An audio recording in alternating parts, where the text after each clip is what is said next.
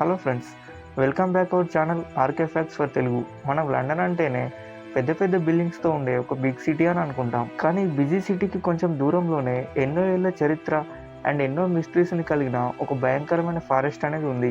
అదే ఎప్పింగ్ ఫారెస్ట్. అయితే ఇది కేవలం అడవి మాత్రమే కాదు, ఇంగ్లాండ్లో ఉన్న మోస్ట్ హంటెడ్ ప్లేసెస్లో ఒకటి.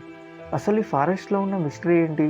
లండన్లో ఉండే దొంగలు ఈ ఫారెస్ట్ని వాళ్ళ హైడౌట్ ప్లేస్గా ఎందుకు ఎంచుకున్నారు? అండ్ ఇవాళ ఈ వీడియోలో ఈ ఎపిక్ ఫారెస్ట్ మిస్టరీని కొంచెం డెప్త్గా తెలుసుకుందాం. ఫస్ట్ ఆఫ్ ఆల్, ఈ ఫారెస్ట్ గురించి చెప్పాలంటే దీనికి కొన్ని వందల ఏళ్ల చరిత్ర అనేది ఉంది. 17th అండ్ 18th సెంచరీస్లో లండన్లో ఫేమస్ అయిన హైవేమ్యాన్ దొంగలకి అడ్డాగా ఉండేది. అండ్ లండన్లో ఉండే దొంగలు ఏ రాబరీ చేసినా కానీ తప్పించుకోవడానికి ఈ ఫారెస్ట్లోనే దాక్కునేవారు. ఎందుకంటే ఈ ఫారెస్ట్ అనేది చాలా దట్టంగా ఉంటుంది. ఈ ఫారెస్ట్ అనేది ఎంత దట్టంగా ఉంటుంది అంటే ఇక్కడ డే టైంలో కూడా ఈ ఫారెస్ట్లో సన్లైట్ అనేది పడదు. అందుకే లండన్లో ఉండే దోపిడీ దొంగలు పోలీసులో దొరకకుండా ఈ ఫారెస్ట్లోనే దాక్కునేవారు. సో ఇంకా మెయిన్ పాయింట్కి వస్తే, ఈ ఎప్పింగ్ ఫారెస్ట్ అనేది ఎందుకు అంత ఏరీగా ఉంటుంది?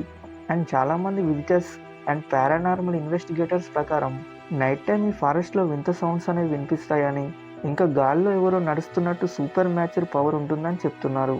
అండ్ ఇంకొందరు ఏమంటున్నారంటే, గతంలో ఈ ఫారెస్ట్లో చనిపోయిన దొంగల ఆత్మలు అనేవి ఇప్పటికీ ఈ ఫారెస్ట్లోనే తిరుగుతున్నాయని అంటున్నారు. అండ్ ఫారెస్ట్లో కనుక ఎవరైనా వెళ్తే వాళ్ళని ఎవరో ఫాలో అవుతున్నట్టు ఫీల్ అవుతామని చెప్తున్నారు. అండ్ ఇంకొంతమంది అయితే ఇది కేవలం ఇమాజినేషన్ మాత్రమే, దీంట్లో ఎలాంటి నిజం లేదు అని అంటున్నారు. అయితే ఇలాంటి భయంకరమైన కథలు అనేవి పక్కన పెడితే, ఈ ఎపిక్ ఫారెస్ట్ అనేది చూడడానికి చాలా బ్యూటిఫుల్గా ఉంటుంది. అండ్ ప్రజెంట్ అయితే ఈ ఫారెస్ట్ని పీపుల్ ఫారెస్ట్గా అనౌన్స్ చేశారు. అంటే ఈ ఫారెస్ట్ అనేది ఒక సైడ్ హిస్టరీని అండ్ ఇంకో సైడ్ బ్యూటిఫుల్ నేచర్ని కలిగి ఉంది. సో ఈ ఎపిక్ ఫారెస్ట్ గురించి మీరేమనుకుంటున్నారు? ఈ ఫారెస్ట్లో నిజంగానే దయ్యాలు ఉన్నాయా, లేదా ఇదంతా కేవలం ఇమాజినేషన్ మాత్రమేనా?